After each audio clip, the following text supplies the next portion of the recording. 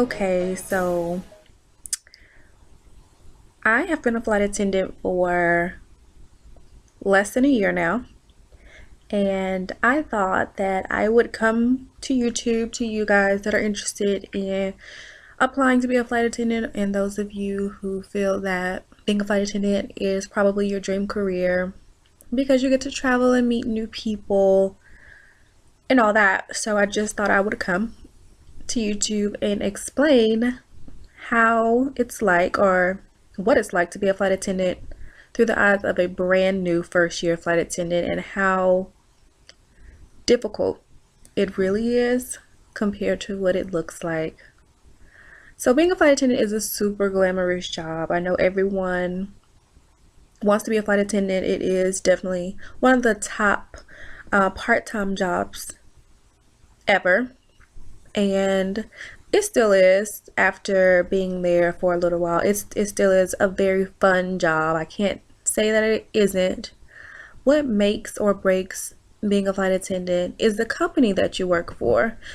The job doesn't have too many differentials between airlines. It's truly the company that you work for that can make or break whether you like being a flight attendant or not. So do your research when you're applying. Find out what companies are known for. Are they known for treating their flight attendants with respect? Or are they known for treating their flight attendants like numbers? There are literally thousands of flight attendants at your company. There are going to be thousands there. Do you want to feel invisible, or do you want to feel like you have union rights and someone that's constantly working for you and people in management that actually know your name? So that's important. So when it comes to the basics of being a flight attendant, the job is very simple. A lot of people don't realize this, but flight attendant's primary job is safety, not service. So you will learn how to be a nurse. You will learn how to do CPR, and you will learn how to use a fire extinguisher. You will learn how to scale off the side of a plane. You'll learn how to jump down that slide, and all that is what your job is about. Of course, it doesn't happen very often, hopefully, but that's what your primary concern is. Your customer service skills are going to come on the job. It's about being a quick thinker, being able to solve problems for people, and being able to deal with difficult people who are not in the best of moods, because you have to remember, as a flight attendant, everyone isn't traveling on vacation. Most people are not. Most people are going to a funeral, or going to see the birth of a baby, or going to a wedding, or going to say goodbye to a loved one that is going to pass that day. So being sympathetic is a huge part of the job. Okay, so let's get down to the nitty gritty. Being a flight attendant is hard. I know it looks glamorous and I know it looks fun, but it is very blue collar. And what you don't see is how much serving hurts your back, and how much keeping that aircraft intact by making sure that the seat belts are crossed or making sure that the trash is taken out hurts your back. It's a job that is almost physically demanding. And remember, a typical schedule is not going to be an 8-hour day. And also remember that going up and down affects how you feel on the inside as a person. So it was very important for me to learn, and I quickly learned from experience, that it is very, very easy to get sick when you work on an aircraft. It is a recycled metal tube. There is no air able to escape and no fresh air able to get in.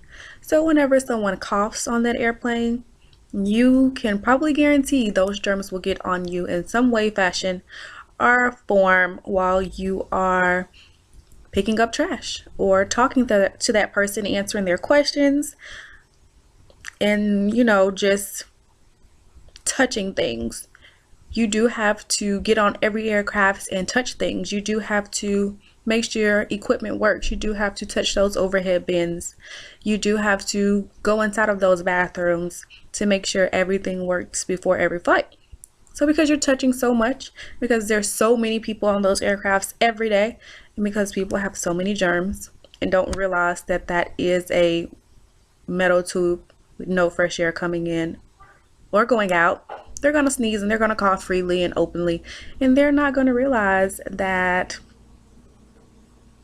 there's nowhere for that cough to go except to settle in the air and politely fall on the flight attendant.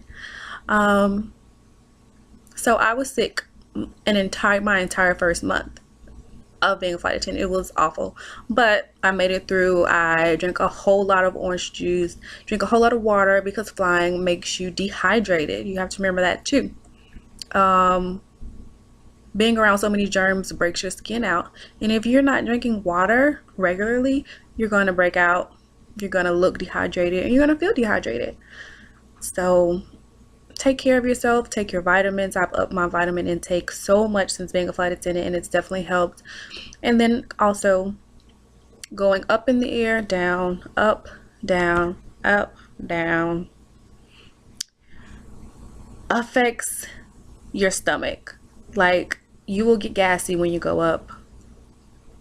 It's just a fact, and it's not very comfortable always, so keep that in mind. And these are just some of the things that you won't expect when you are becoming a flight attendant. And I know they seem minute now, which they are in the grand scheme of things if you like the job, but they are they're facts that you're gonna have to deal with on every airline.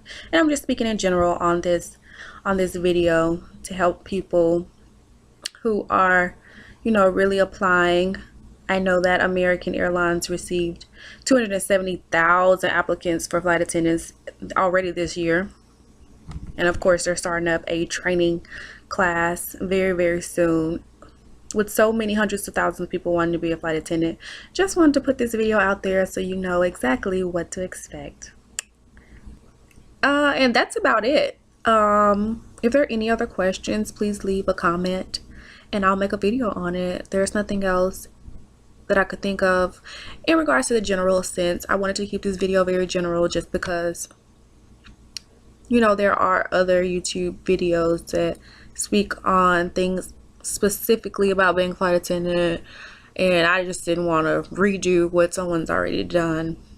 So thank you so much for watching, listening, tuning in, and maybe subscribing.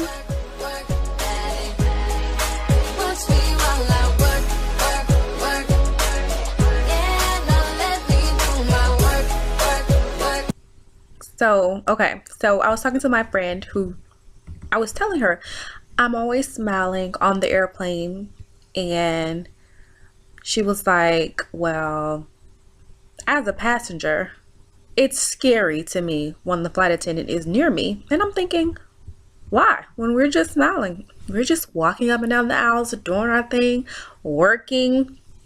She goes, well, you're the police on the plane. And I never thought of the flight attendant being the police. So now I've been observing passengers, and yeah, people are pretty much afraid of us. Had no idea. There are 3 types of passengers I've seen this past week. When we walk up and down the aisles, doing our thing, not really saying anything, just looking, just observing, people have no idea what's happening. There are 3 kinds of people, okay? People, first of all, lose all common sense when traveling. Type 1 is the passenger that is sleeping before takeoff. They're just out of there. They're not coherent. Just sitting down and not having to physically move knocks them out. Nothing wrong with that. I'm that kind of traveler. I can't sit on the aircraft and be awake. Tried it, can't do it. Something about the pressure makes me fall asleep. Then type 2 is the passenger that avoids all contact with the flight attendant. Like, you walk, you smile, hi, how are you? And they look down. They're like, oh, she's coming. Oh, they try to avoid everything. These people are usually, I don't know, they have no idea. They don't know what you're looking for. So they're like, okay, I got my seatbelt on. Why is she looking at me? They freak out. I don't know. I don't know what's up with that. And then the third type of person is the person that's watching you watch them. Don't really know why. You just walk in again, down the aisle, doing your thing, and they're following. They're like, going with you. What are you looking at? Oh, what? Oh, there's another one. Wait, you coming with my drink? You coming with my drink? Just gonna stare at you until you get here. Why? Why? And then when you get here, I'm not gonna know what I want to drink. Crazy, right? I've watched you come 15 aisles with that cart, handing out drinks. And when I finally get to you, because you've been watching, you have no idea at all what it is you would like to drink.